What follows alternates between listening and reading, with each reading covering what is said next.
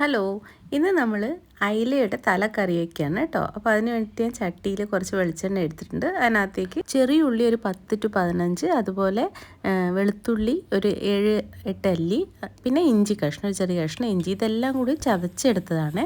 അത് ചതച്ചിട്ട് തന്നെ എടുക്കണം. കല്ലിൽ ചതച്ചാൽ ഒത്തിരി കൂടുതൽ ടേസ്റ്റ് ഉണ്ടാവും. ഇത് നമ്മൾ നന്നായിട്ടൊന്ന് വഴറ്റി കൊടുക്കണം. ആവശ്യത്തിന് ഉപ്പിട്ട് കൊടുത്തിട്ട് നല്ലതായിട്ടൊന്ന് വഴറ്റി കൊടുക്കുക. അപ്പോൾ ഇതാണ് ഈ കറിയിലെ മെയിൻ ടേസ്റ്റ്. അപ്പോൾ വെളുത്തുള്ളി കുറച്ച് നല്ലോണം ആഡ് ചെയ്തോളൂ. ഓക്കെ, അതിനകത്തേക്ക് നമ്മൾ കുറച്ച് ഒരു 1/4 സ്പൂണിൽ അധികമായിട്ട് മഞ്ഞൾപ്പൊടി ഇട്ട് കൊടുക്കുന്നുണ്ട്. കുറച്ച് ഉലുവാപ്പൊടിയും ഞാൻ ഇട്ടിട്ടുണ്ട്.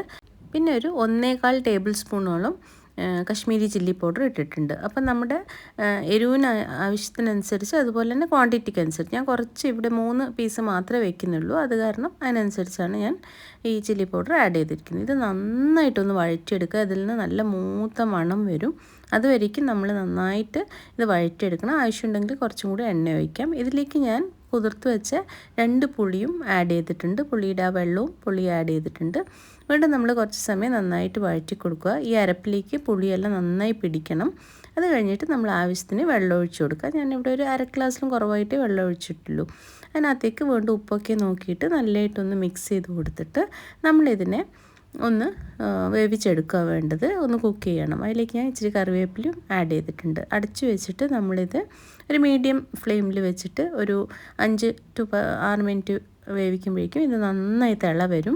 ഇതിലിതുപോലെ നന്നായി തിള വരുമ്പോൾ നമുക്ക് ഇതിനകത്തേക്ക് മീനിൻ്റെ പീസുകൾ ഇട്ട് കൊടുക്കുക. തല കഷ്ണങ്ങളാണ് ഇട്ട് കൊടുക്കുന്നത്.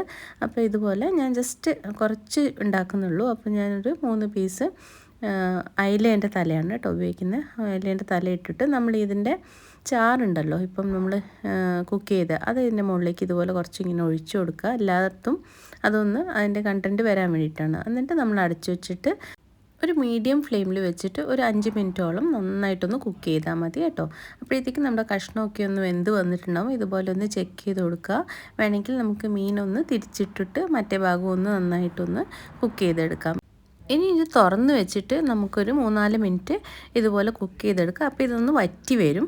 അപ്പോൾ ഇത് തീർച്ചയായിട്ടും ട്രൈ ചെയ്ത് നോക്കണം. കുറച്ച് വെളിച്ചെണ്ണ ഞാൻ മുകളിലൊന്ന് തൂവി കൊടുക്കുന്നുണ്ട് കേട്ടോ. അപ്പോൾ ഇത് ചോറിനും ദോശയ്ക്കും ഒക്കെ ഭയങ്കര ടേസ്റ്റാണ്. അപ്പോൾ അടുത്ത റെസിപ്പി ആയിട്ട് കാണുന്നവരേക്കും താങ്ക് യു, ബൈ.